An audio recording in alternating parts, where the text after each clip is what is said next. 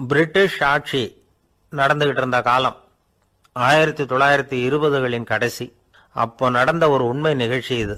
ஒரு கல்யாண மாப்பிள்ளை ரயில்ல இறங்க போறார். அவரை வரவேற்க ஒரு ராஜ குடும்பமே காத்துக்கிட்டு இருக்குது. மங்களூர்ல இருந்து இறங்குற அந்த மாப்பிள்ளை யார் தெரியுமா? ஒரு நாய். உண்மைதான், அந்த நாய்க்கு தான் கல்யாணம். சுதேசி சமஸ்தானத்து மன்னர்கள்ல ஒருத்தர் ஜூனாகட் மகாராஜா. அவரோட வளர்ப்பு நாய் ரோஷனாரா. அதுக்கு கல்யாணம் பண்ணி வைக்கணும்னு ஆசைப்பட்டார். மாப்பிள்ளை தேடினார்.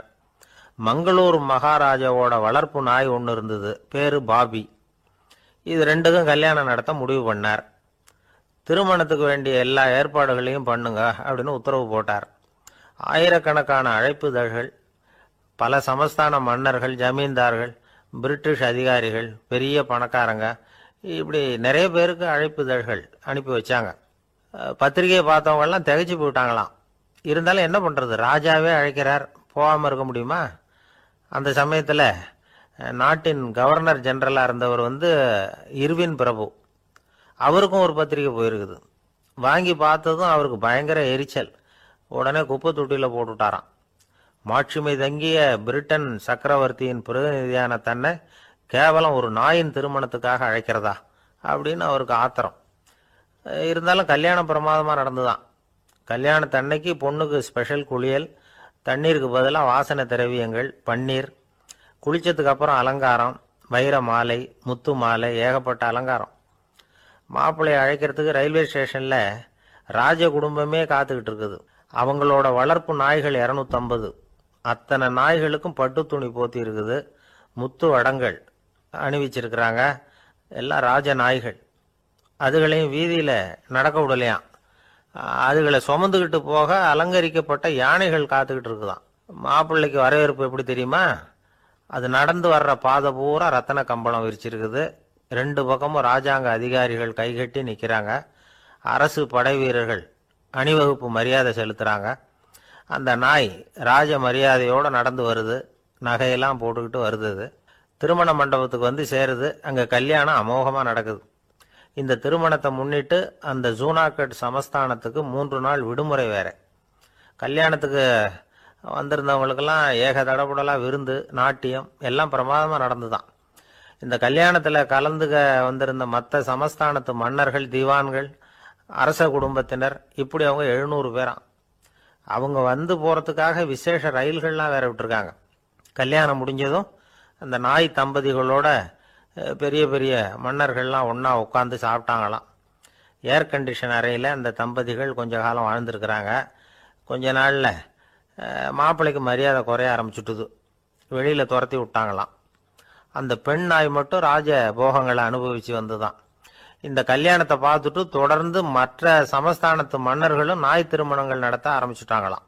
இது உண்மையில் நடந்திருக்குது. இப்படி அது இருக்கட்டும். இப்போ நம்ம கதைக்கு வருவோம். ஒரு ராஜாவுக்கு ரொம்ப நாள் கழித்து ஒரு குழந்தை பிறந்துதான். அரண்மனை ஜோசியரை கூப்பிட்டுருக்கார் ராஜா. ஜோசியரே, என் மகன் வருங்காலத்தில் சிறந்த வாழ் வீரனாக வரணும்னு ஆசைப்படுறேன். வருவானாங்கிறத கொஞ்சம் பார்த்து சொல்லுங்களேன் அப்படின்னாராம். ஜோசியர் சொன்னார், மன்னா, உங்கள் புள்ள வாழ் வீரனாக வர்றது கஷ்டம். ஆனால் அவரும் உங்களை மாதிரியே நாய்க்குட்டிகள் பேரில் பிரியமாக இருப்பார். அதுகளுக்கு கல்யாணமும் பண்ணி வைப்பார் அப்படின்னாராம். அது எப்படி கண்டுபிடிச்சிங்க அப்படின்னு கேட்டிருக்கார் ராஜா. அரசே, உங்கள் பிள்ளைக்கு வாழ் மேலே உள்ள பிரியத்தை காட்டிலும் நாய் மேலே உள்ள பிரியம் அதிகம்ங்கிறதுக்கான அறிகுறி இப்போவே தெரியுது. நல்லா கவனித்து பாருங்க. அவர் வாழ்ன்னு கத்துறாரு அப்படின்னாரு. கவனித்து பார்த்துட்டு அப்படி எனக்கு காதில் விழலையே அப்படின்னாராம் மன்னர். அதனால தான் சொன்னேன், அவர் கத்துறது வாழ்ன்னு கத்தலை, வள்ளுன்னு கத்திக்கிட்டு இருக்கார். அதனால தான் அப்படி சொன்னேன் அப்படின்னாராம் அரண்மனை ஜோசியர். உங்கள் பையன் எப்படி சார் இருக்கான் அப்படின்னு விசாரித்தார் ஒருத்தர். அவன் என்ன சார், எதை சொன்னாலும் காதில் வாங்க மாட்டேங்கிறான், அவன் பாட்டுக்கு போகிறான் வர்றான் அப்படின்னு சொல்லி அழுத்துக்கிட்டார் அப்பா. பெரியவங்க சொல்கிறத சின்ன பிள்ளைங்க கேட்கறது இல்லைங்கிறது ஒரு குறை. பெரியவங்க சொல்கிறது சின்ன பிள்ளைங்க காதிலேயே விழறது இல்லைங்கிறது ஒரு குறை. இது கொஞ்சம் சீரியஸான விஷயம், கவனித்து பார்க்கணும். ஒரு குழந்தைக்கு காது சரியாக கேட்குதா இல்லையா அப்படிங்கிறத நாம தான் கவனித்து பார்த்து கண்டுபிடிக்கணும். அதுவாக நம்மக்கிட்ட தவழ்ந்து அப்பா எனக்கு காது கேட்கல, அழைச்சிட்டு போங்க டாக்டர்கிட்ட அப்படின்னுலாம் சொல்லிகிட்டு இருக்காது. அது சரி, ஒரு குழந்தைக்கு காது சரிவர கேட்குதா இல்லையா அப்படிங்கிறத முன்கூட்டியே நாம் தெரிஞ்சுக்கிறது எப்படி? அதுக்கு சில வழி இருக்குது. உங்கள் குழந்தைய கொஞ்சம் அப்படி கவனித்து பாருங்கள். அடிக்கடி ஜலதோஷம், காதில் அரிப்பு ஏற்படுதா? மூக்கு விரிவாகவும் அப்புறம் டான்சில், அடினாய்டு, சத அழற்சி இது மாதிரி ஏதாவது இருக்கா? வாயிலிருந்து எச்சில் ஒழுகுதா? குழந்தை வாயினால் சுவாசிக்குதா? பற்கள் முன்னாடி தள்ளி வளருதா? இதெல்லாம் அதுக்கு அறிகுறி. அப்புறம் இந்த வி, பி, டிஎஃப், டிஹெச் இப்படி இந்த ஒலிகள் சேர்ந்த வார்த்தைகளை குழந்தை சரியாக புரிஞ்சுக்காது. இப்போ உதாரணத்துக்கு பட்டுன்னு சொல்லு குழந்தை அப்படின்னீங்கன்னா அது கட்டுன்னு சொல்லும். அதாவது பட்டு சவுண்டை அதால் புரிஞ்சுக்க முடியல. அப்புறம் உங்கள் குழந்தை உங்களை உறக்க பேச சொல்கிறானா? அடிக்கடி கேள்வி கேட்குறானா? சாப்பிட்றப்போ கவனம் இல்லாமல் இருக்கானா? படிப்பில் போதுமான முன்னேற்றம் இல்லையா? வகுப்பில் சரியாக கவனிக்கிறது இல்லையா? இப்படிலாம் இருந்தால் ஆரம்பத்திலேயே டாக்டர்கிட்ட அழைச்சிட்டு போய் சிகிச்சையை ஆரம்பிச்சுடலாம், குணப்படுத்தி விடலாம். குழந்தைக்கு காது சரியாக கேட்கலன்னா நீங்கள் செய்ய வேண்டியது என்ன தெரியுமா? அவனுக்கு காது கேட்கலேங்கிறதுக்காக அவன் முன்னாடி சத்தம் போட்டு பேசக்கூடாது. மெதுவாக சீராக பேசணும். அவனை பார்த்து பேசணும். உங்கள் உதட்டு அசைவுகள் அவனுக்கு உதவும். அதை பார்த்தே புரிஞ்சுக்குவான். நீங்கள் வாயில் வெத்தலை பாக்கு போட்டுக்கிட்டோ புகை பிடிச்சிக்கிட்டோ பேசக்கூடாது. அப்படி பேசினா அவனால் அந்த உச்சரிப்பை சரியாக புரிஞ்சுக்க முடியாது. ஒரு வார்த்தையை சொல்கிறீங்க, அவனுக்கு புரியல அப்படின்னா அதே வார்த்தையை மறுபடியும் சொல்லணும். அவனுக்கு நீங்கள் முதல்ல சொன்ன வார்த்தை புரியலேன்னு நினச்சிக்கிட்டு மறுபடியும் திருப்பி சொல்கிறப்போ அதே அர்த்தம் வரக்கூடிய வேற வார்த்தையை சொல்லக்கூடாது. இப்படிலாம் நடந்துக்கிட்டா அவனுக்கு மன திடத்தை ஏற்படுத்த முடியும். இல்லைன்னா அவனுக்கு தாழ்வு மனப்பான்மை வந்துடும். குழந்தைக்கு காது கோளாறுன்னா ஆரம்பத்திலேயே டாக்டர்கிட்ட அழைச்சிட்டு போனால் போதும், குணப்படுத்தி விடலாம். அப்புறம் பார்த்துக்கலாமே அப்படின்னு அலட்சியமாக இருந்துட்டாதான் கஷ்டம். சில பேர் கோபத்தில் சின்ன பிள்ளைங்க காதை பிடிச்சி திருகிறது உண்டு. இது ரொம்ப தப்பு. காது கையோடு வந்துட்டா என்ன பண்ணுறது? ஒரு வேடிக்கை கதை. அது கதை தான், நிஜமாக நடந்ததில்லை. அது மாதிரி நடக்காது. ஒரு வேடிக்கைக்காக சொல்லப்படுற கதை. அதாவது ஒரு வீட்டில் அப்பா அம்மாவை பார்த்து சொல்லிகிட்டு இருக்கார், இதை பாரு, நாளைக்கு காலையில் என்னை சீக்கிரம் எழுப்பி விட்டுரு, நான் செங்கல்பட்டு வரைக்கும் போயிட்டு வர வேண்டியிருக்கு அப்படின்னாராம். இதை அவங்க பையன் காதில் வாங்கிட்டு இருக்கான். அப்பாவுக்கு சிரமம் வேண்டாமே அப்படின்னு நினச்சி அவனே காலையில் யாருக்கும் தெரியாமல் எழுந்திரிச்சு புறப்பட்டு செங்கல்பட்டுக்கு போட்டான். சாயந்தரமாக திரும்பி வந்தான். அப்பா பையனை காணாமல் அலமோதிக்கிட்டு இருக்கிறார். சாயந்தரமாக பையனை பார்த்ததும் எங்கடா போயிட்டு வந்தேன்னு கேட்டார் கோவமா. செங்கல்பட்டுக்கு போயிட்டு வந்தேப்பா, நீ வேணா அலைய வேண்டாமேன்னு அப்படின்னா. எதுக்கடா போனேன்னு அதட்டினார். அதான்ப்பா, நீ நேற்று அம்மா கிட்ட சொல்லிக்கிட்டு இருந்த, அதை காதில் வாங்கினேன், உனக்காக நான் போயிட்டு வந்தேன் அப்படின்னா. உடனே எந்த காதில் வாங்கினேன் அப்படின்னு சொல்லி காதை பிடிச்சி திருகுனார். அந்த காது கையோடு வந்துட்டுது. இது நடந்து கொஞ்ச நாள் கழிச்சு அந்த அப்பாவும் பையனும் கடத்தெருவில் போயிட்டு இருக்கிறாங்க. எதிரில் ஒரு நாய் ஓடி வந்தது. அதுக்கு 2 காதும் இல்லை. என்ன இது, இந்த நாய்க்குட்டிக்கு 2 காதும் இல்லை அப்படின்னார் அப்பா. அதுக்கு பையன் சொல்கிறான், அப்பா அது 2 தடவை செங்கல்பட்டுக்கு போயிட்டு வந்துருவோம் அப்படின்னானா. ஒரே ஒரு ஊரில் ஒரு அம்மா இருந்தாங்க. அந்த அம்மாவுக்கு ஒரே ஒரு பிள்ளையாண்டான். அவனுக்கு ரொம்ப அக்கறையோடு கல்யாணம் பண்ணி வச்சாங்க. கல்யாணம் முடிஞ்சதும் மருமக பொண்ணு வீட்டுக்கு சேர்ந்தது. அப்பாடா, என் கடமை முடிஞ்சது, இனிமே அக்கடான்னு எங்கேயாவது ஒரு மூலையில் படுத்து கிடக்கலாம் அப்படின்னு நினச்சாங்க அந்த அம்மா. ஆனால் நினைக்கிறபடி எங்கே நடக்குது? அதுக்கப்புறம் தான் பிரச்சனையே ஆரம்பமாச்சு. மருமகள் குணம் சரியில்லை, ஒரு மாதிரி. அந்த பொண்ணு வீட்டுக்கு வந்ததுமே முதல் வேலையாக மாமியாரை பார்த்து, அதுதான் நான் வந்துட்டேன்ல, இனிமேல் உங்களுக்கு என்ன வேலைங்க, புறப்பட வேண்டியது தானே, காசி ராமேஸ்வரம்னு எங்கேயாவது போங்க அப்படின்னுட்டு தான். மாமியாரை பார்த்தாங்க, கொஞ்சம் யோசனை பண்ணாங்க. இதை பாருமா, நீ இப்படி சொல்கிறதுக்கு முன்னாடியே வீட்டை விட்டு புறப்படணுங்கிற முடிவுக்கு நான் வந்துட்டேன். வீட்டை மட்டும் இல்லை, இந்த உலகத்தை விட்டே கூட போகிறதுக்கு தயாராக இருக்கிறேன். ஆனால் ஒரே ஒரு விஷயத்துக்காக என் உயிரை கையில் பிடிச்சிக்கிட்டு இருக்கிறேன் அப்படின்னாங்களாம். என்ன விஷயம்னு கேட்டது இந்த மருமக பொண்ணு. வேற ஒன்றும் இல்லை, என் பிள்ளைக்கு கல்யாணம் பண்ணி வச்சுட்டேன். ஒரு பேர புள்ள பிறந்து அதை என் கண்ணால் பார்த்துட்டேன்னா நான் எங்கே வேணும்னாலும் போகிறதுக்கு தயாராக இருக்கிறேன். அப்படின்னாங்களாம் அந்த மாமியார். மாமியார் இப்படி சொல்கிறதுலேயும் நியாயம் இருக்கிறதாக பட்டுது அந்த பொண்ணுக்கு. சரி அப்படியே இருந்து பார்த்துட்டு போகலாம் அப்படின்னு அனுமதி கொடுத்தது. கொஞ்ச காலத்தில் ஒரு பேரன் பிறந்தான். அந்த அம்மாவும் பேரனை கண்ணால் பார்த்துட்டாங்க. சரி பேரனை பார்த்தாச்சுல்ல, இனிமேல் புறப்பட வேண்டியது தானே அப்படின்னது மருமக பொண்ணு. மாமியார் பார்த்தாங்க. நீ சொல்கிறது சரிதாம்மா, அதில் ஒன்றும் தப்பு இல்லை. என்னோட பேரன் உங்களை அம்மா அப்பான்னு கூப்பிடுறத என் காது குளிர கேட்டுட்டு போயிடுறேனே அப்படின்னாங்களாம். சரி அந்த ஆசையை நிறைவேறட்டும் அப்படின்னு காத்துக்கிட்டு இருந்தாங்க. பேரன் வளர்ந்தான், நடந்தான், பள்ளிக்கூடம் போனால் பெரியவனானான். மருமக பொண்ணு மறுபடியும் மாமியாரை விரட்ட ஆரம்பிச்சுட்டுது, இன்னும் புறப்புள்ளையான்னு. இதை பாருமா, இது வரைக்கும் இருந்துட்டேன். பேரனோட கல்யாணத்தையும் கண்ணால் பார்த்தாதான் இந்த கட்டை வேகும் போல் இருக்குது அப்படின்னு சொல்லி ஒரு மாதிரியாக பேச ஆரம்பித்தாங்க. இதுவும் நியாயமான ஆசையாக தான் படுது அப்படின்னு அது யோசிச்சிருக்கு அந்த பொண்ணு. சரின்னு அதுக்கும் ஒத்துக்கிட்டது. உடனே பேரனுடைய கல்யாணமும் முடிஞ்சது ஒரு வழியாக. இனிமே ஒரு நொடி கூட இங்கே இருக்கக்கூடாது, புறப்படுங்க அப்படின்னு மாமியாரை விரட்டிச்சான் அந்த பொண்ணு. இப்போ அந்த மாமியார் தன்னோட மருமகளை பார்த்து சொல்கிறாங்க, இதோ கிளம்பிட்டேம்மா, என் மூட்டை முடிச்செல்லாம் கட்டிக்கிட்டேன், புறப்பட்டுவிட்டேன்.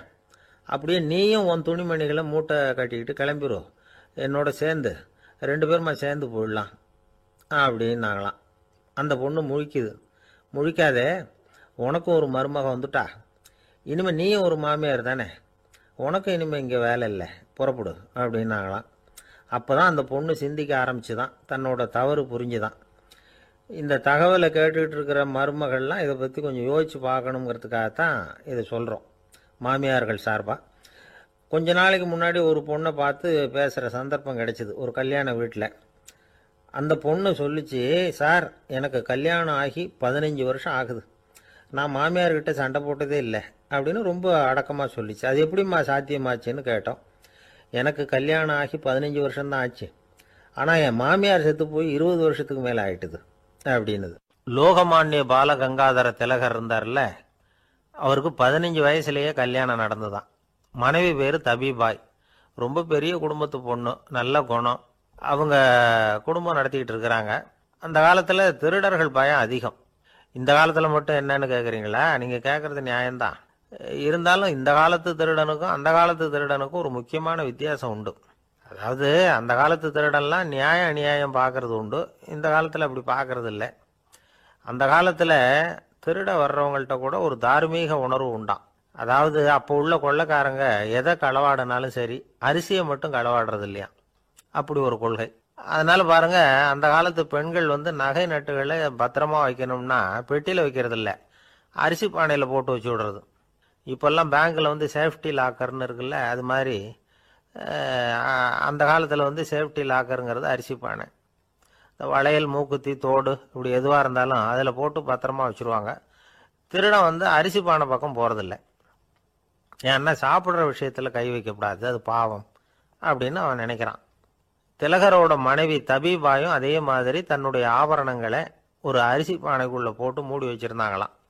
இப்படி இருந்தப்போ ஒரு நாள் ஒரு பிச்சைக்கார பொண்ணு வீடு வீடாக பிச்சை கேட்டுக்கிட்டே வந்திருக்குது.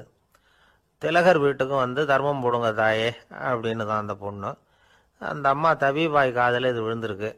உடனே கை நிறைய அரிசி அள்ளிக்கிட்டு போட்டிருக்கு. பாத்திரத்தில் அரிசியை போட்டதுக்கு அப்புறம் தான் தெரியுது, பளிச்சுன்னு கண்ணில் படுது. அதாவது அந்த அம்மாவோட வைர மூக்குத்தி ஒன்று அரிசியோடு சேர்ந்து அந்த பிச்சைக்கார பொண்ணு பாத்திரத்தில் போய் விழுந்துட்டுது. இந்த அம்மாவுக்கு மனசுக்குள்ளே குழப்பம், என்ன இப்படி ஆயிட்டுதே, மூக்குத்தி போயிட்டுதே, பிச்சை பாத்திரத்திலேருந்து அதை எப்படி எடுக்கிறது அப்படின்னு தயக்கம். வாயை திறந்து அதை கேட்கறதுக்கும் கூச்சம். திண்ணையில் உட்காந்துருந்த திலகர் இவ்வளவையும் பார்த்துக்கிட்டு இருக்கிறார். மனைவியின் மனசுக்குள்ள நடக்கிற மௌன போராட்டத்தை அவர் நல்லா புரிஞ்சுக்கிட்டாராம். மனைவியை பார்த்து சொன்னாராம், தபிபாய், இது தெய்வ சம்மதம், அவளுக்கு சேர வேண்டிய மூக்குத்தி அவகிட்ட போயிட்டுது, பிச்சை பாத்திரத்தில் விழுந்த மூக்குத்தியை எடுக்க வேணாம் அப்படின்னாராம். சரின்னு சொல்லிவிட்டு மேற்கொண்டு எதுவும் சொல்லாமல் அந்த அம்மா வீட்டுக்குள்ளே போயிட்டாங்களாம். இந்த காலத்துலலாம் அது மாதிரி நடக்குமா? வெறும் அரிசியை போட்டுட்டு விவகாரம் பண்ணிட்டு இருக்க மாட்டோமா? ஒரு பெரிய மனுஷன் வீட்டுக்கு ஒரு பிச்சைக்காரன் வந்தான். ஐயா, நாங்கள் பிச்சைக்காரங்கள்லாம் சேர்ந்து ஒரு சங்கம் வச்சுருக்குறோம், அதுக்கு நிதி சேர்க்குறோம், அதுக்கு ஒரு 100 ரூபா கொடுத்தீங்கன்னா எங்களுக்கு பெரிய உதவியாக இருக்கும் அப்படின்னானா. அதெல்லாம் ஒன்றும் கொடுக்க முடியாது போ அப்படின்னாரான் அவர். அப்படின்னா ஒரு 50 ரூபாயாவது கொடுங்களேன் அப்படின்ட்டுருக்கான். அதுவும் முடியாதுன்னு சொல்லிவிட்டார். 25 ரூபா அப்படின்னு இருக்கான். எதுவும் முடியாது அப்படின்னாராம். சரிங்க, இவ்வளவு பெரிய வீட்டுக்கு வந்துட்டு வெறுங்கையோடு திரும்புறது நல்லா இருக்காது, அதனால சும்மா ஒரு ரூபா மட்டுமாவது கொடுங்க அப்படின்னு இருக்கான் அவன். ஒரு பைசா கூட என்கிட்ட கிடையாது அப்படின்னு விட்டாரான் இவர். அப்படின்னா நீங்கள் ஒரு காரியம் பண்ணுங்களேன் அப்படின்னானா அவன். என்ன செய்யணும் அப்படின்னு இருக்கார். எங்கள் சங்கத்தில் நீங்களும் ஒரு மெம்பராக சேர்ந்துருங்க அப்படின்னானா. எனக்கு சொர்க்கம் தாண்டா அப்படின்னு நானா இவன். ஒரு பெரிய காடு, அந்த காட்டுக்கு மத்தியில் ஒரு ஆசிரமம். அங்கே ஒரு முனிவர் இருந்தார். பல இடங்கள்லேருந்து வர்ற குழந்தைகளுக்கு அவர் பாடம் சொல்லி கொடுத்துக்கிட்டு இருக்கிறார். ஏழை பணக்காரர் அப்படிங்கிற வித்தியாசம்லாம் கிடையாதுங்க. எல்லாரும் அவர்கிட்ட தங்கள் பிள்ளைகளை அனுப்பி வச்சாங்க. மன்னர்களுடைய பிள்ளைங்க கூட அங்கே அவர்கிட்ட தான் படிக்கிறதுக்கு வருவாங்க. ஆனால் அந்த முனிவரை பொறுத்த வரைக்கும் எல்லா பிள்ளைங்களும் ஒன்று தான். இது யார் வீட்டு பிள்ளைன்னெல்லாம் பார்க்க மாட்டார், எல்லாரும் சமம். மாணவர்கள்லாம் அங்கேயே மாத கணக்கில் வருஷ கணக்கில் தங்கியிருந்து பாடம் கற்றுக்கிட்டு போகிறது வழக்கம். அவராக பார்த்து போகணுன்னு சொல்கிற வரைக்கும் அங்கேயே இருக்கணும், படிக்கணும். குருகுல வாசம். ஒரு சமயம் ஒரு ராஜகுமாரனும் அவர்கிட்ட படிச்சுக்கிட்டு இருந்தான். அவனுக்கு ஒரு 15 வயசு இருக்கும். சில வருஷம் கழித்து இந்த முனிவர் தன்கிட்ட இருக்கிற மாணவர்களுக்கெல்லாம் பரீட்சை வச்சார். அவங்களுடைய அறிவு முதிர்ச்சியை கணிக்கிறதுக்காக பல சோதனைகள்லாம் வச்சார். ஒவ்வொருத்தராக பார்த்து இனிமேல் நீங்கள் உங்கள் வீட்டுக்கு போகலாம் அப்படின்னு சொல்லி அனுப்பி வச்சுக்கிட்டு இருக்கிறார். எல்லாரும் போயிட்டாங்க. கடைசியாக மிஞ்சி இருந்தது ஒரே ஒரு மாணவன். அவனை மட்டும் வீட்டுக்கு அனுப்பல. யார் அந்த பையன் தெரியுமா? அவன்தான் அந்த ராஜகுமாரன். ராஜகுமாரனுடைய தந்தைக்கு, அதுதான் இந்த ராஜாவுக்கு, அங்கே வயசு ஏறிக்கிட்டே போகுது. என்ன இது, படிக்க போன பையன் இன்னும் திரும்பி வரலையே அப்படின்னு நினைச்சார். வந்துட்டா சீக்கிரமா அவனுக்கு பட்டம் கட்டி விட்டு நாம விலகிக்கலாமே அப்படின்னு நினைச்சாரு. கல்யாணம் வேற பண்ணி பார்க்கணும் பையனுக்கு. ஆனால் பையன் வர்ற வழியை காணும். ராஜா பார்த்தார். சரி, நேர்லேயே போய் என்னன்னு தெரிஞ்சுட்டு வந்துடுவோம் அப்படின்னு காட்டுக்கு புறப்பட்டார். அங்கே போய் முனிவரை பார்த்தார். முனிவர் இவரை அன்பாக வரவேற்று உட்கார வச்சார். அதுக்கப்புறம் ராஜா மெதுவா, எல்லாரையும் வீட்டுக்கு அனுப்பி வச்சுட்டீங்களாமே, ஏன் பிள்ளைய மட்டும் அப்படின்னு சொல்லி மெதுவாக இழுத்தார். முனிவர் இதுக்கு உடனே பதில் சொல்லலை. ராஜாவை கூப்பிட்டுட்டு போய் விருந்தினர் குடிசையில் தங்க வச்சார். அதுக்கப்புறம் சொன்னார், உங்கள் மகன் எல்லா பாடங்கள்லையும் முதலிடம் வாங்கியிருக்கான். இப்படி முதலாவதாக வர்ற மாணவனுக்கு நாங்கள் இன்னொரு தேர்வு வைக்கிறது வழக்கம். அதுலேயும் அவன் முதலாவதாக வந்துட்டான்னா அவன் ஒரு பெரிய வித்வான் அப்படிங்கிற கௌரவத்தை அடைஞ்சிருவான் அப்படின்னார். அதாவது முனிவர் அப்படி சொல்கிறார். அப்படி சொல்லிவிட்டு போயிட்டார் அவர். ராஜா அங்கேயே தங்கிட்டார். ராத்திரி படுத்து தூங்கினார். காலையில் எழுந்திரிச்சு அந்த குடிசைக்கு வெளியில் வந்தார் பல்லு விளக்கறதுக்காக. அந்த சமயத்தில் தூரத்தில் ஒருத்தன் ஒரு கையில் கோடாலியை வச்சுக்கிட்டு தலையில் ஒரு பெரிய விறகு கட்டை சுமந்துக்கிட்டு வந்துக்கிட்டு இருக்கிறது மாதிரி தெரிஞ்சது. யாராவது விறகு வெட்டியாக இருக்கும் அப்படின்னு நினைச்சார் ராஜா. கிட்ட வந்ததும் உத்து பார்க்குறாரு. பார்த்தா அது தன்னோட புள்ள. திகைச்சு போயிட்டார். என்ன இது, ஒரு ராஜகுமாரனை கூட இது மாதிரி வேலையெல்லாம் செய்ய சொல்கிறாங்களே அப்படின்னு நினைச்சார். ராஜகுமாரன் விறகு கட்டை கொண்டுகிட்டு போய் கொல்லை பக்கம் வச்சான். அந்த சமயம் முனிவர் அங்கே வந்தார். என்ன மகனே, விறகு வெட்டிட்டு வந்துட்டியா? சரி, இப்போ ஒரு துடைப்பத்தை எடுத்துக்கோ, விருந்தினர் குடிசையின் வாசல் பக்கத்தை கூட்டி பெருக்கி சுத்தம் பண்ணு போ அப்படின்னார். அப்படியே செய்கிறேன் குருவே அப்படின்னு சொல்லிவிட்டு போனான். சுத்தம் பண்ண ஆரம்பிச்சிட்டான். ராஜா பார்த்தார் இதை. உடனே ஓடியாந்தார். மகனே, என்ன காரியம் பண்ணுற? துடைப்பத்தை கீழே போடுனார். இப்போ அந்த ராஜகுமாரன் சொல்கிறான், தந்தையே, இது என்னுடைய குருதேவரோட உத்தரவு. இங்கே நான் ஒரு மாணவன். இங்கே அரசனும் ஒன்று தான், ஆண்டியும் ஒன்று தான். குருதேவர் சொல்கிறத மறுக்காமல் செய்கிறது தான் எங்கள் கடமை அப்படின்னா. இந்த சமயம் முனிவர் அங்கே வந்தார். இவனை முதுகில் தட்டி கொடுத்தார். அப்புறம் ராஜா கிட்ட சொன்னார், அரசே, உங்கள் புள்ள எங்கள் கடைசி தேர்வுலையும் வெற்றி பெற்றுட்டான். பணிவு தான் மாணவர்களின் மிக உயர்ந்த குணம். குருநாதர் சொல்றது மனசுக்கு பிடிக்கலன்னா கூட மறுக்காம செய்யணும். அப்படி செய்யறதுனால எதை செய்யலாம் எதை செய்யக்கூடாது அப்படிங்கிற விவேகம் அவங்களுக்கு வந்துடும். செய்யக்கூடாததை கூட பெரியவங்க சொல்லிவிட்டா செஞ்சுதான் ஆகணும் அப்படிங்கிற பணிவு அவங்களுக்கு வந்துடும். இந்த குணம் வந்துட்டுதுன்னா அவங்க எத்தனை கடினமான வேலையா இருந்தா கூட ரொம்ப சுலபமா செஞ்சு முடிச்சிருவாங்க. தூக்கத்திலேயும் அப்புறம் துக்கத்திலேயும் தோண்டு போட மாட்டாங்க. இந்த பணிவும் விவேகமும் அவங்க கிட்ட மன உறுதியை ஏற்படுத்தும். அந்த உறுதி உங்க பையனுக்கு வந்தாச்சு. இனிமே அவனை நீங்க அழைச்சிட்டு போகலாம். அவன் நிச்சயமா பேரும் புகழும் பெறுவான் அப்படின்னார். ராஜா அவரை பார்த்து, குருதேவா புரிஞ்சுக்கிட்டேன், என்னை மன்னிக்கணும் அப்படின்னாரு. அதுக்கப்புறம் மகனை அழைச்சிக்கிட்டு நாட்டுக்கு திரும்பி வந்துட்டார். இந்த கதையை இன்று ஒரு தகவலில் சொல்லுங்க சார், உங்கள் நிகழ்ச்சியில் சொல்லுங்க சார் அப்படின்னு சொல்லி மாணவர்கள் கேட்டால் பணிவாக இருக்கிறது எப்படி அப்படிங்கிறத புரிஞ்சுக்குவாங்க அப்படின்னு சொன்னார் ஒருத்தர். சரி சொல்லுவோம், அதுக்கு முன்னாடி நேர்லேயே ஒரு பையன்கிட்ட சொல்லி பார்க்கலாமே அப்படின்னு தோணுச்சு. உடனே ஒரு பையனை கூப்பிட்டோம். ஏன்பா உங்கள் வாத்தியார் உனக்கு இது மாதிரி ஒரு பரீட்சை வச்சா என்ன பண்ணுவேன் அப்படின்னு கேட்டோம். நானும் அப்படி தான் சார் நடந்துக்குவேன், விறகு வெட்டுவேன், தொடப்பத்தினால கூட்டி சுத்தம் பண்ணுவேன், உடனே செஞ்சு முடிச்சிருவேன் சார் அப்படின்னா. பலே பரவாயில்லையே அப்படின்னோம். ஆமாம் சார், அப்படி செஞ்சாதானே வீட்டுக்கு அனுப்புவார், இல்லைன்னா இன்னொரு வருஷம் இங்கேயே இருந்து படின்னு சொல்லி விடுவாரே, அதனால் அப்படி செய்வேன் அப்படிங்கிறான் அந்த பையன். இந்த உலகத்தில் உண்மையாகவே வேதாந்தம் பேசுகிறவங்களும் உண்டு, உள்ளுக்குள்ள வேற மாதிரி இருந்துக்கிட்டு வெளியில வேதாந்தம் பேசுறவங்களும் உண்டு. ஒரு ஆள் இருந்தார், அவரு ஒரு கடை வச்சு வியாபாரம் பண்ணிக்கிட்டு இருந்தார். மகா கஞ்சன், யாருக்கும் எந்த உதவியும் செய்ய மாட்டார். எச்சில் கையென்ன ஈர கையை கூட உதற மாட்டார், அப்படிப்பட்ட மனுஷன். அந்த ஊருக்கு ஒரு முனிவர் வந்துகிட்டு இருந்தார். வருஷத்துக்கு ஒரு தடவை வருவார், ஒரு நாள் 2 நாள் இருப்பார், அப்புறம் போயிடுவார். அந்த முனிவர் வர்றப்போலாம் இந்த ஆள் எழுந்திரிச்சு ஓடி போய் அவரை வரவேற்பான். ரொம்ப பெரிய வேதாந்தி மாதிரி அவர்கிட்ட பேசிக்கிட்டு இருப்பான். காயமே இது பொய், வெறும் காற்றடைத்த பையும்மா, தர்மம் தலைகாக்கும்மா. பணம் என்ன சார் பணம், இன்னைக்கு ஒருத்தன் கையில் இருக்கும், நாளைக்கு ஒருத்தன் கையில் இருக்கும், எல்லாம் மாயம். எனக்கு தான் இன்னமும் இந்த சம்சார பந்தத்திலிருந்து விடுபடுறதுக்கு நேரம் வரலேம்மா. அந்த முனிவரும் இந்த ஆள் இப்படி சொல்றதை கேட்ட உடனே, ஏப்பா அப்படி சொல்ற, இப்போ கூட நீ சரின்னு சொல்லு, உனக்கு தீட்சை கொடுத்து இதுல இருந்து விடுபடுற ஞானத்தை போதிக்கிறேன் பார். உடனே அந்த ஆள் என்ன சொல்லுவான் தெரியுமா? ஐயோ சாமி, இப்போ அது எப்படிங்க முடியும், பிள்ளைங்கள்லாம் சின்ன சிறுசுங்க, அதுகளுக்கெல்லாம் ஒரு கல்யாணம் காட்சின்னு செஞ்சு கடமையை முடிச்சுட்டா நீங்கள் சொல்கிறபடி செஞ்சு விடலாமா.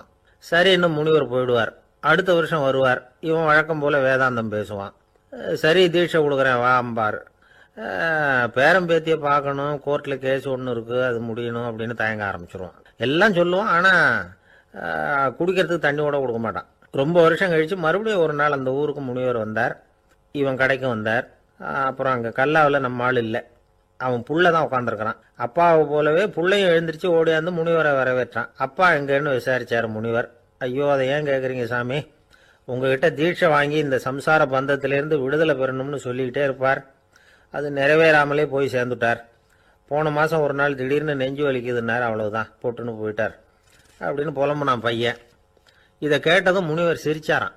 அவன் எங்கடா போவான், உன் அப்பா எங்கேயும் போகல, இதோ வாழை ஆட்டிக்கிட்டு உன் காலடியிலே இருந்துகிட்டு இருக்கான் பார் அப்படின்னு சொல்லி அங்கே நின்றுக்கிட்டு இருந்த ஒரு நாயை சுட்டி காட்டினாரான். என்ன சாமி சொல்கிறீங்க அப்படின்னு ஆச்சரியமாக கேட்டிருக்கான் பையன். உடனே முனிவர் அந்த நாயோட தலையில் ஒரு தட்டு தட்டி பேசுகிறா அப்படின்னாரான்.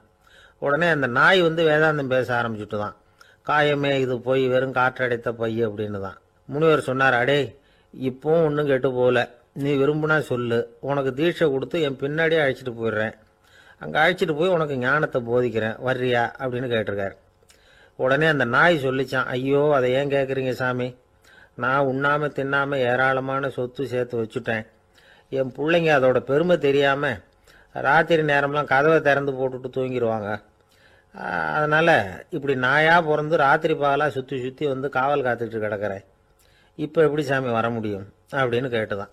அறியாமையிலேயே சுகம் கண்டு இப்படி இருக்கிற ஆளுங்களுக்கு எப்படி விடுதலை கிடைக்கும், எப்போ விடுதலை கிடைக்கும் அப்படின்னு கேட்குறார் தசாவதானி, திருக்குறள் பேர் ராமையா.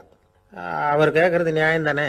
இந்த காலத்து பையன் ஒருத்தன் அப்பா கிட்ட சொன்னான், அப்பா இன்னைக்கு நான் 1 ரூபா மிச்சப்படுத்தி விட்டேன் அப்படின்னு. நானும் அப்படியா என்னடா பண்ணேன்னு கேட்டிருக்காரு அப்பா. டவுன் பஸ்ஸில் ஏறாமல் அது பின்னாடியே ஓடியாந்தேன், 1 ரூபா மிச்சம் தானே அப்படின்றான். அட பாவி, ஒரு ஆட்டோ பின்னாடி ஓடியாந்துருந்தா 10 ரூபா மிச்சமாயிருக்குமே, வேஸ்ட் பண்ணிட்டியே அப்படின்னாரான் அந்த அப்பா. சாலை ஓரமாக அழுதுகிட்டு உட்காந்துருந்தான். பிச்சை எடுத்து சாப்பிட்ற ஒருத்தன் அந்த பக்கமாக வந்தான். இவனை பார்த்தான். ஏன் அழுதுகிட்டு உட்காந்துருக்கிற, என்னாச்சு உனக்கு அப்படின்னு கேட்டான்.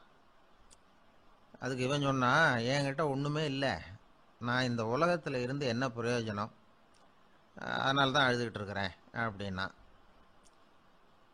உன்கிட்ட மறைஞ்சிருக்கிற புதையல் என் கண்ணுக்கு நல்லா தெரியுது, அது உனக்கு புரியல, அதனால தான் அழுதுகிட்டு இருக்கிற அப்படின்னா.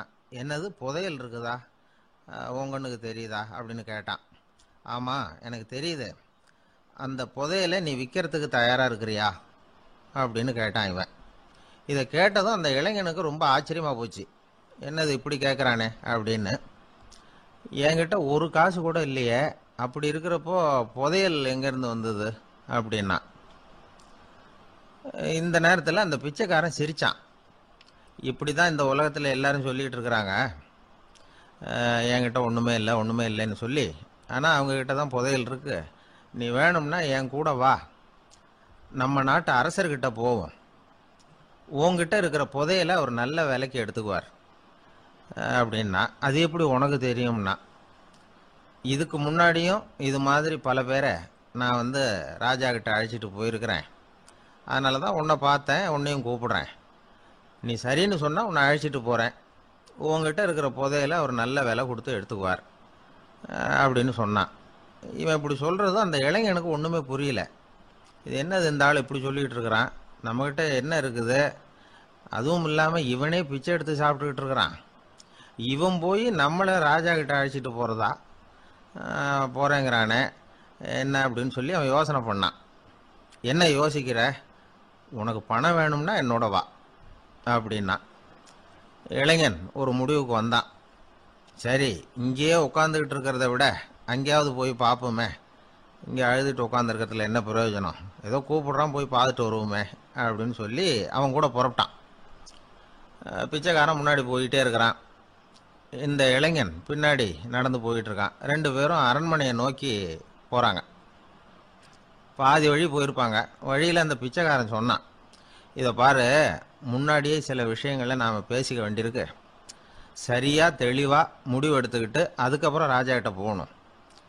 ஏன்னா அங்கே போய் அது முடியாது இது முடியாதுன்னு நாம் நமக்குள்ளே சண்டை போட்டுக்கிட்டு இருக்க முடியாது.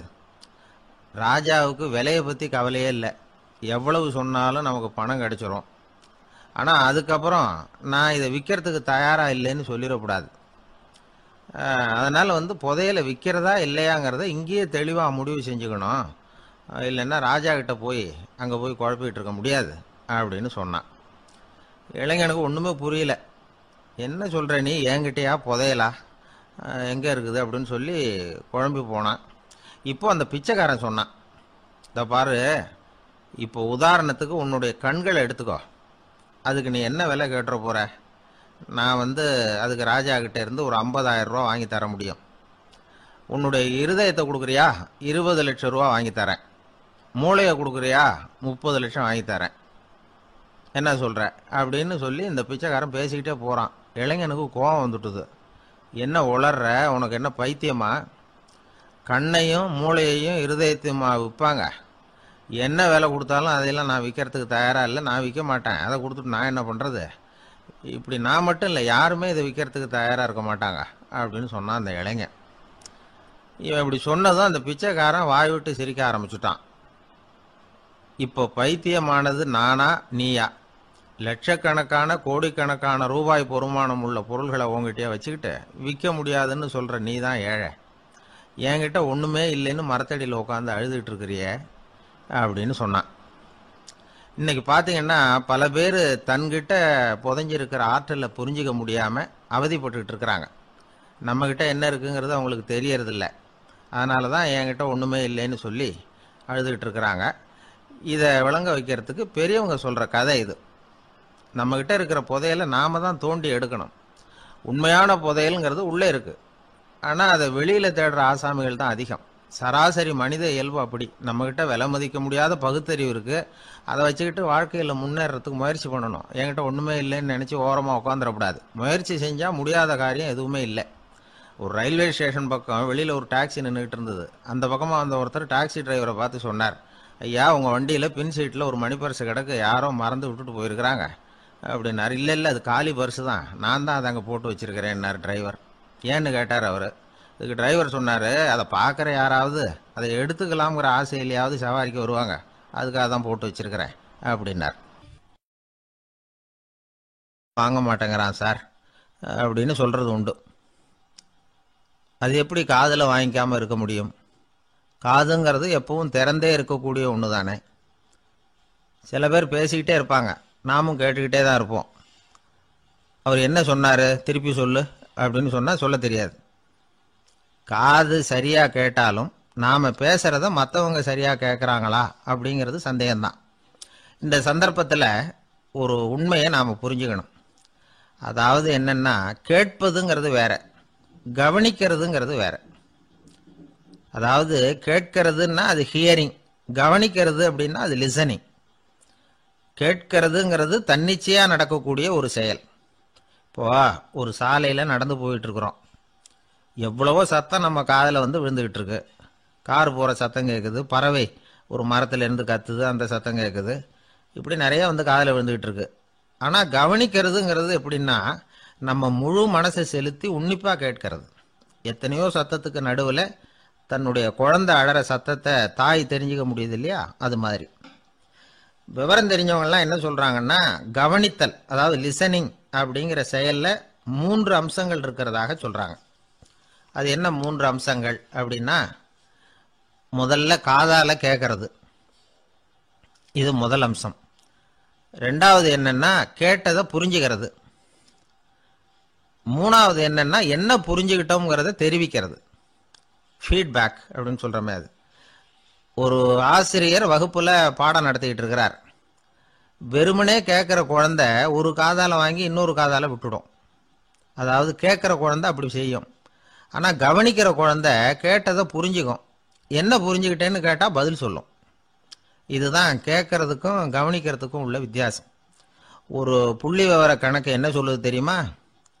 ஒரு மனிதன் எழுதுறது மூலமா 6% அறிவை பெருக்கிக்கிறானா, எழுதுறது மூலமா.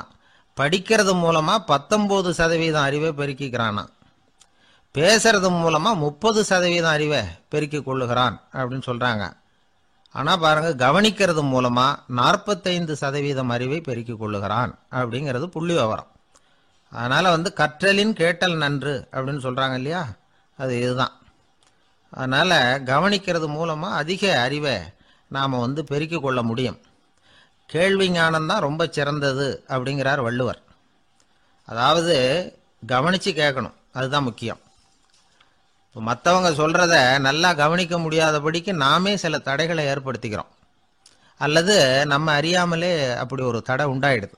அந்த தடைகளை தாண்டணும் அல்லது தகர்த்து எறியணும் அப்படிங்கிறது பெரியவர்கள் சொல்லுகிற யோசனை. அது என்ன தடைகள் அப்படின்னா, நமக்கு தெரியாத இவர் என்ன சொல்லிட போறார் அப்படிங்கிற நினைப்பு, இது ஒரு தடை.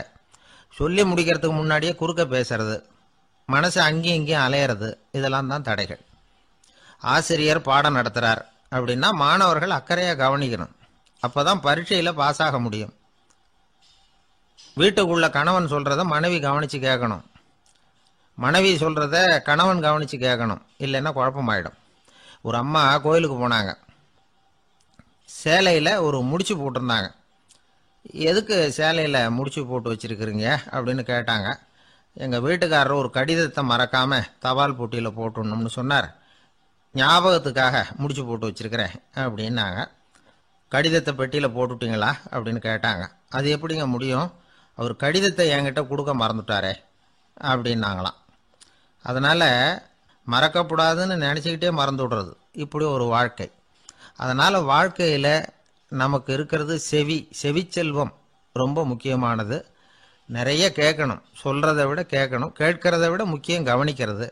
அப்படி கவனிக்கிறது மூலமாக நம்முடைய வாழ்க்கையில் வெற்றி பெறணும்.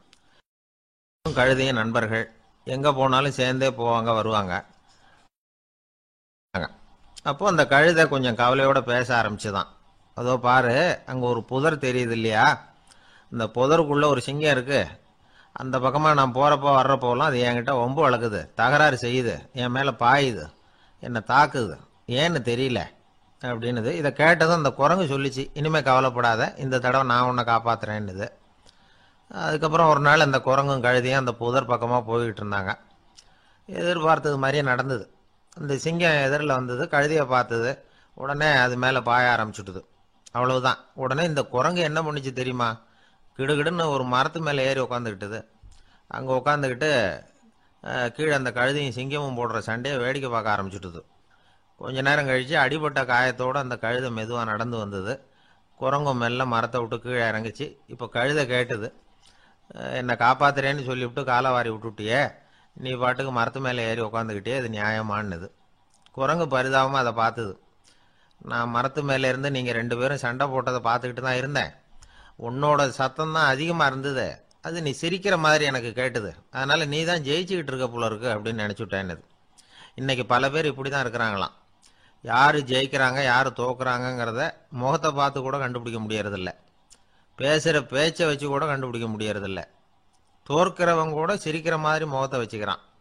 இன்றைய மனிதர்கள்கிட்ட ஏகப்பட்ட முரண்பாடுகள். பொய் முகங்களோட உலவுகிறவர்கள் தான் அதிகம். உண்மை முகம் எங்கே இருக்குது அப்படிங்கிறத புரிஞ்சுக்கிட்டு நண்பர்களை தேர்ந்தெடுக்கணும் அப்படிங்கிறது ஒரு முக்கியமான கருத்து. கடவுள் இந்த உலகத்தை படைச்சுட்டு அதுக்கப்புறமும் கொஞ்ச நாள் இங்கேயே தங்கியிருந்தாராம். அப்போ தான் அவருக்கு ஒரு உண்மை புரிஞ்சுதான், இந்த உலகத்தில் தங்கி இருக்கிறது எவ்வளவு இடைஞ்சல்னு. தினமும் மனிதர்கள் தேடி வந்து ஏதாவது புகார் சொல்லிக்கிட்டே இருந்தாங்களாம். எனக்கு அது வேணும் இது வேணும்னு கேட்டுக்கிட்டே இருந்தாங்களாம்.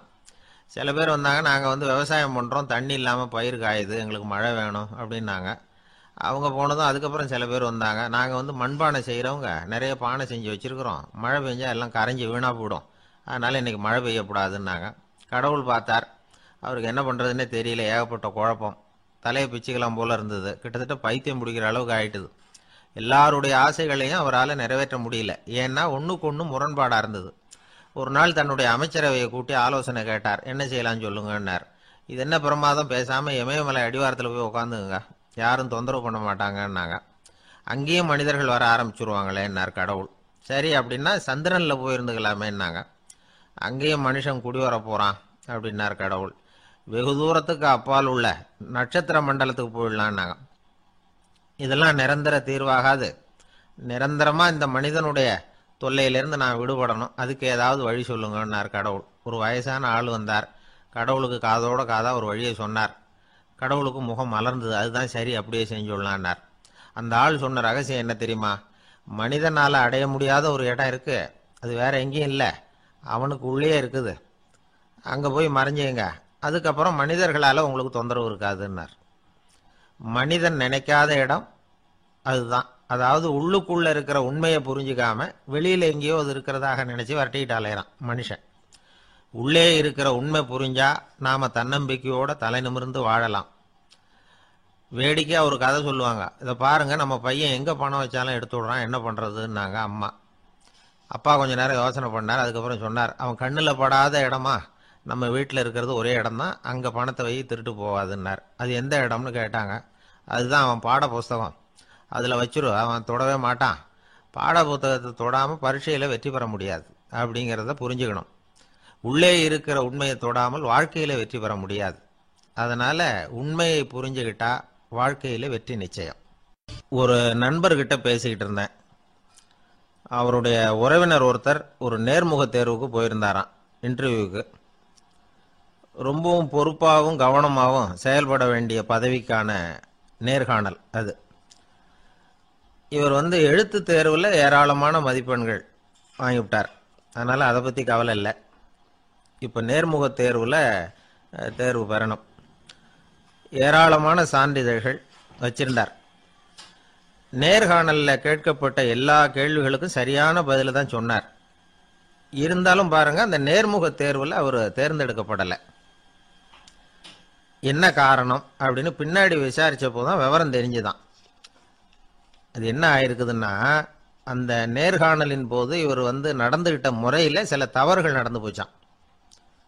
முக்கியமாக வந்து 2 தவறுகள். ஒன்று, அவங்க ஒரு கேள்வியை கேட்டு முடிக்கிறதுக்குள்ளேயே இவர் பதில் சொல்ல ஆரம்பிச்சுட்டாராம். 2வது என்னன்னா, இவர் நாற்காலியில் தாராளமாக இயல்பாக சாஞ்சி உட்காராம நாற்காலி முனையில் உட்காந்துருந்தாராம். இந்த 2 விதமான செயல்பாடுகளும் இவர் வந்து அவசரப்படுறவர், பதற்றப்படுறவர் அப்படிங்கிறதுக்கான அடையாளங்கள்.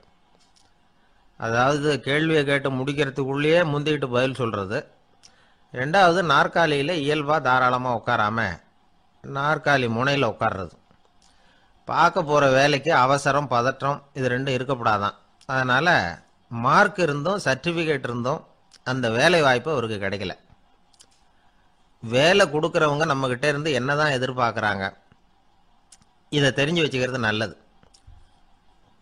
முதல்ல மற்றவர்களுடன் தொடர்பு கொள்ளும் திறமை. அதாவது எபிலிட்டி டு கம்யூனிகேட். நீங்க நினைக்கிறத அழகா தொகுத்து வகைப்படுத்தி சொல்ல தெரியுதான்னு பார்ப்பாங்க. உங்க திட்டங்களை அடுத்தவங்க ஏற்றுக்கொள்ளக்கூடிய விதத்துல வெளிப்படுத்துறதுக்கு உங்களால முடியுதான்னு பார்ப்பாங்க. இதுக்கு என்ன செய்யறது? குழப்பம் இல்லாம சிந்திக்கணும், குழப்பம் இல்லாம பேசணும். ரெண்டாவது விஷயம் என்னன்னா புத்திசாலித்தனம், அதாவது இன்டெலிஜென்ஸ். ஏத்துக்க போற வேலையை நல்ல விதமா செய்ய முடியுமா உங்களால? அதை எந்தெந்த வழியில செய்யலாம் அப்படிங்கிறத உங்களால தீர்மானிக்க முடியுமா? அந்த வேலைக்கான புது புது யோசனைகளை உங்களால சொல்ல முடியுமா அப்படின்னு பார்ப்பாங்க. இது இன்டெலிஜென்ஸ். மூணாவது தன்னம்பிக்கை, அதாவது செல்ஃப் கான்ஃபிடன்ஸ். உங்களுக்கு அது உண்டா அப்படிங்கிறத கவனிப்பாங்க. எந்த சூழ்நிலையையும் சமாளிக்கணும், எப்படிப்பட்ட மனிதர்களையும் சமாளிக்கிற தைரியம் வேணும், அடுத்தவங்களை நமக்கு சாதகமா திருப்பக்கூடிய தன்னம்பிக்கை வேணும். நாலாவது பொறுப்புகளை முன்வந்து ஏற்றுக்கொள்ளுதல், வில்லிங்னஸ் டு அக்செப்ட் ரெஸ்பான்சிபிலிட்டி. பொறுப்புகள்ல இருந்து நழுவி போக ஆசைப்படாம செஞ்சு முடிக்கணும். அஞ்சாவது முன் வருதல், இனிஷியேட்டிவ். வேலையோட முக்கியத்துவம் உணர்ந்து அதை ஏத்துக்கிட்டு தகுந்த நடவடிக்கைகளை தயங்காம எடுக்கிறதுக்கு முன் வரணும். ஆறாவது என்னன்னு கேட்டீங்கன்னா தலைமைத்துவம், லீடர்ஷிப். 4 பேருக்கு தலைமை தாங்கி நல்ல விதத்துல நடந்துக்க தெரியுதா? ஏழாவது கற்பனை திறன், இமேஜினேஷன். சில பிரச்சனைகள் வரக்கூடும் அப்படின்னு முன்கூட்டியே யூகிச்சு அதுக்கு தகுந்த மாதிரி நடவடிக்கை எடுக்கிற திறமை உண்டா அப்படிங்கிறத பார்ப்பாங்க. எட்டாவது என்னன்னா வளைந்து கொடுத்தல், ஃபிளெக்சிபிலிட்டி. சூழ்நிலைக்கு தகுந்த மாதிரி, மாற்றங்களுக்கு தகுந்த மாதிரி அனுசரித்து நடந்துக்கிறதுக்கு தெரியுதா உங்களுக்கு அப்படிங்கிறத கவனிப்பாங்க. அடுத்தது திறமைகளை வெளிக்கொணரும் திறமை, இன்டர்பர்சனல் ஸ்கில்ஸ். அடுத்தவங்க கிட்ட இருக்கிற திறமையை கண்டுபிடிச்சி அதை நல்ல விதத்தில் ஊக்கப்படுத்தி பயன்படுத்த தெரியுதா அப்படின்னு பார்ப்பாங்க. ஆறாவது சுய அறிவு, செல்ஃப் நாலெட்ஜ். அடுத்தவங்க நம்மளை பற்றி என்ன நினைக்கிறாங்க அப்படிங்கிறத நம்மளால் புரிஞ்சிக்க முடியுதாங்கிறது முக்கியம். அடுத்தது போட்டி மனப்பான்மை, காம்படிட்டிவ்னஸ். அடுத்தவங்களை ஒப்பிட்டு பார்த்து அதை விட ஒரு படி மேலே வரணுங்கிற குணம் வேணும். இதுக்கு அடுத்தது என்னன்னா குறிக்கோளை வெல்லுதல், கோல் அச்சீவ்மெண்ட். குறிக்கோளை சவாலாக எடுத்துக்கிட்டு அதை அடையணும். அப்புறம் வேறுபட்ட திறமைகள், ஒகேஷனல் ஸ்கில்ஸ். பதவிக்கு வேண்டிய திறமைகள் தவிர மற்ற திறமைகள் எதுவும் உண்டாங்கிறது முக்கியம். நமக்கு வேலை கொடுக்கணும்னு நினைக்கிறவங்க நம்ம கிட்ட இருந்து இவ்வளவும் எதிர்பார்ப்பாங்க. அதுக்கு தகுந்த மாதிரி நம்மளை நாமே தயார்படுத்திக்கணும். ஆனாலும் நான் உங்ககிட்ட சொல்றதுக்கு ஒரு முக்கியமான செய்தி இருக்கு, அதை நான் உங்ககிட்ட ஒப்படைக்கணும்னு நினைக்கிறேன். அது என்னோட அப்பா அவருடைய கடைசி காலத்துல என்கிட்ட ஒப்படைச்சிட்டு போன செய்தி. வாழ்க்கையில அது எனக்கு ரொம்ப உபயோகப்பட்ட ஒரு கருத்து. எங்க அப்பா என்கிட்ட கொடுத்த ஒரு பொக்கிஷம் அது. அதை இப்ப நான் உன்கிட்ட கொடுத்துட்டு போறேன். இப்போ உனக்கு இது புரியாது, ஏன்னா இன்னும் நீ பெரிய மனுஷன் ஆகலை.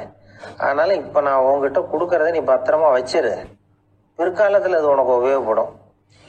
இது ஒரு திறவுகோல் மாதிரி, பெரிய பெரிய பொக்கிஷங்களின் கதவுகளை இது திறந்து விடும் அப்படின்னு சொல்லி விஷயத்தை சொன்னார். மகனுக்கு அந்த விஷயம் அப்போ புரியல. அதனால பிற்காலத்தில் அதுதான் அவருடைய வாழ்க்கையை மாற்றி அமைச்சுதான். சரி, அப்பா சொன்ன அப்பேற்பட்ட செய்தி என்ன? அது ஒன்றும் பெரிய விஷயம் இல்லை, எளிமையான ஒரு கருத்து தான். அவர் என்ன கருத்து சொன்னார்னா, மகனே, யாராவது உன்னை மனம் நோகும்படி செஞ்சுட்டா அதை பற்றி 24 மணி நேரத்துக்கு தியானம் பண்ண போகிறதாகவும் அதுக்கு பிறகு பதில் சொல்கிறதாகவும் சொல்லிவிடு, அவ்வளவுதான் அப்படின்னாராம். அதாவது யாராவது நம்மளை திட்டுனா உடனடியாக பதில் சொல்லக்கூடாது. இதை பற்றி யோசிக்கிறேன், இதுக்கு நாளைக்கு பதில் சொல்கிறேன் அப்படின்னு சொல்லிவிடணும், அவ்வளவுதான். இதுதான் அந்த அப்பா சொன்ன கருத்து. சின்ன வயசுல இது என்ன பேர்பட்ட ஒரு பெரிய ரகசியமா, இது ஒரு பெரிய விஷயமா அப்படின்னு தான் தோணும். அந்த பையனுக்கும் அப்படிதான் தோணிச்சான்.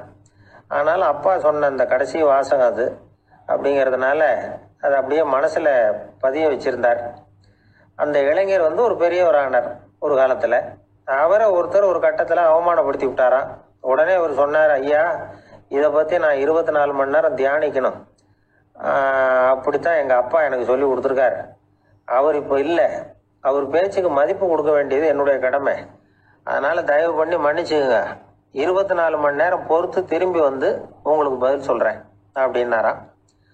அவர் தியானம் பண்ணார். அதுக்கப்புறம் அவருக்குள்ள ஒரு சின்ன தெளிவு ஏற்பட்டு போச்சான்.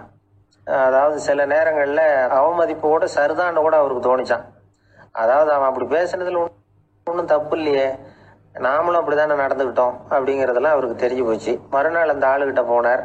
ஐயா நன்றி, நீங்கள் சொன்னது சரிதான், அது ஒரு அவமதிப்பு இல்லை, உண்மையான பேச்சு தான்.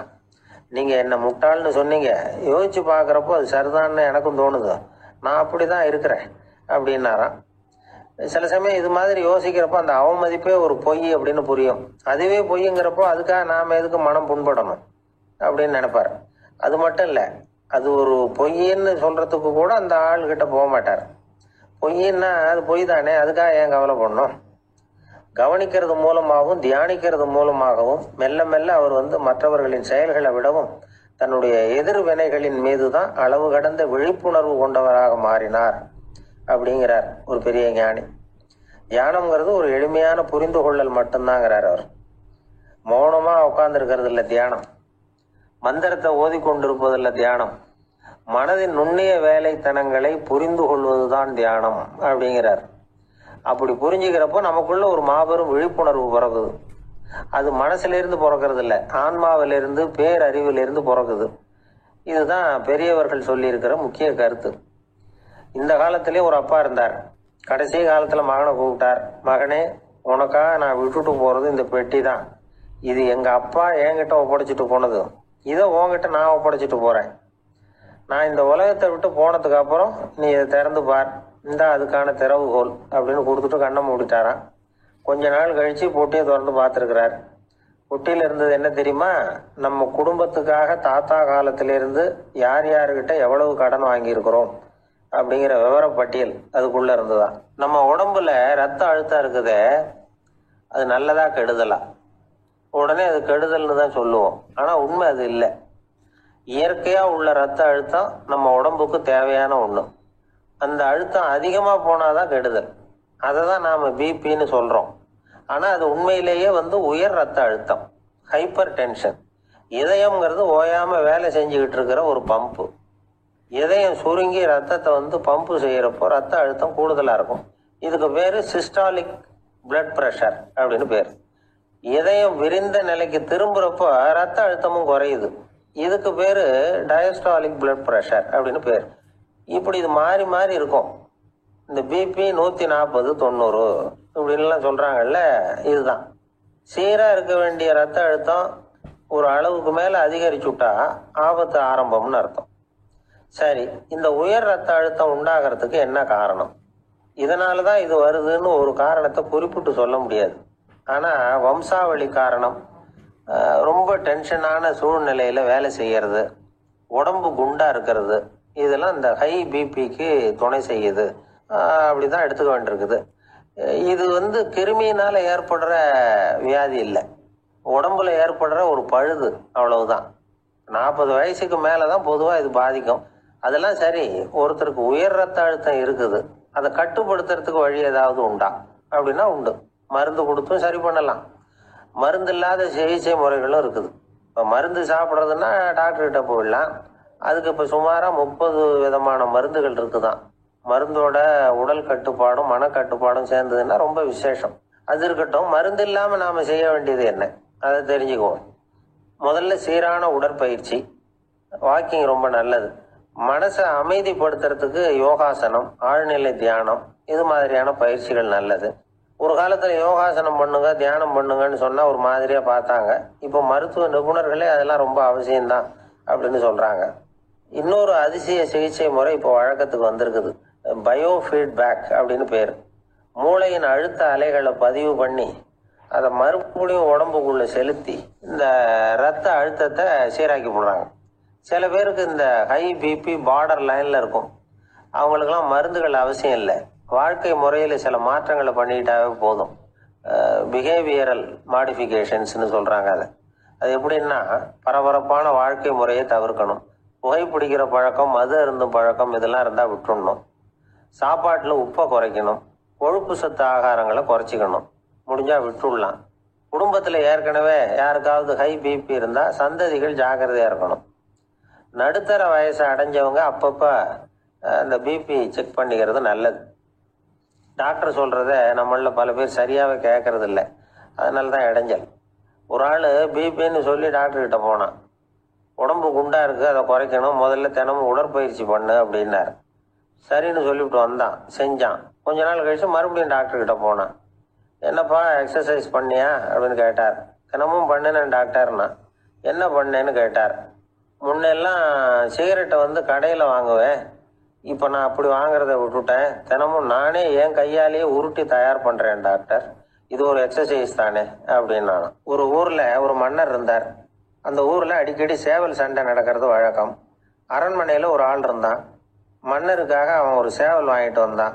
சண்டை போடுறதுக்காக அந்த சேவலை தயார் பண்ணிட்டு இருந்தான். கொஞ்ச நாள் ஆச்சு. மன்னர் அந்த ஆளை கூப்பிட்டார்.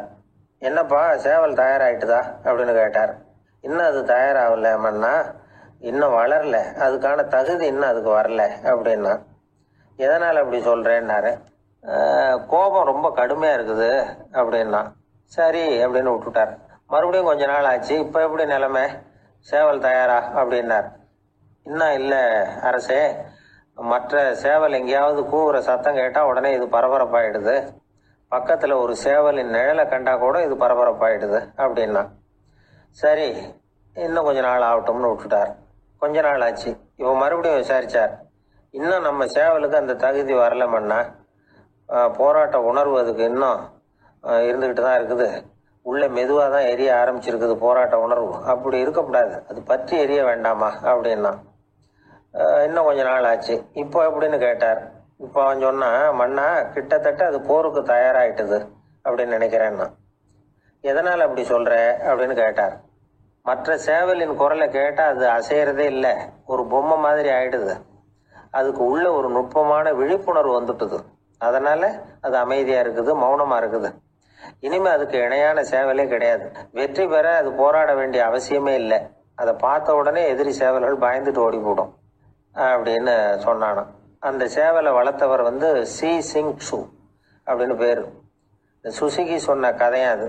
ஞானிகள் வந்து என்ன சொல்றாங்க தெரியுமா, அந்த சேவலின் ரகசியத்தை நீயும் கற்றுக்கொள், நீ அப்படி ஆயிடு, சண்டை போடாமலே வெற்றிகள் பெறுகிற நுட்பத்தை புரிந்து கொள்.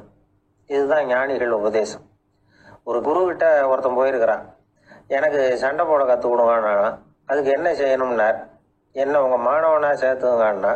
சரி இப்போ உன்னுடைய பலம் என்னன்னு கேட்டிருக்கார். இப்போ நான் தனி ஆளாக இருந்து ஒரு 100 பேரை சமாளிப்பேன் நானா. சரி அப்படின்னா என்னுடைய மாணவனாக உன்னை சேர்த்துக்கிறேன்ருக்கார். சேர்த்துக்கிட்டார். 6 மாதம் பயிற்சி கொடுத்தார். அதுக்கப்புறம் அவனை கூப்பிட்டு கேட்டார், இப்போ உன்னுடைய திறமை எவ்வளவுன்னு. இப்போ நான் தனி ஆளாக இருந்து ஒரு 50 பேரை சமாளிப்பேன் நானா. இன்னும் உனக்கு பயிற்சி தேவைன்னாராம். தொடர்ந்து சில நுட்பங்களை எல்லாம் சொல்லி கொடுத்துருக்கிறார். 1 வருஷம் ஆச்சு. எல்லாத்தையும் கற்றுக் கொடுத்துட்டார். அப்புறம் கூப்பிட்டு கேட்டார், இப்போ உன்னுடைய திறமை எப்படிப்பா, எதிரிகள் எத்தனை பேரை உன்னால சமாளிக்க முடியும்னாராம். அவன் சொன்னான், ஐயா எதிரிகளின் பலம் என்னங்கிறத புரிஞ்சுக்காம அதை நான் ஒருத்தன் கேட்டான், இப்ப கடவுள் நம்ம முன்னாடி வந்து உங்க 2 பேர்ல யாராவது ஒருத்தர் மட்டும் என்னோட சொர்க்கத்துக்கு வரலாம் அப்படின்னு கூப்பிட்டா நீ என்ன சொல்லுவேன்னு கேட்டானா. இவன் ரொம்ப பெருந்தன்மையா உன்னையே அழைச்சிட்டு போக சொல்லிடுவேன் அப்படின்றான். அப்படின்னா உனக்கு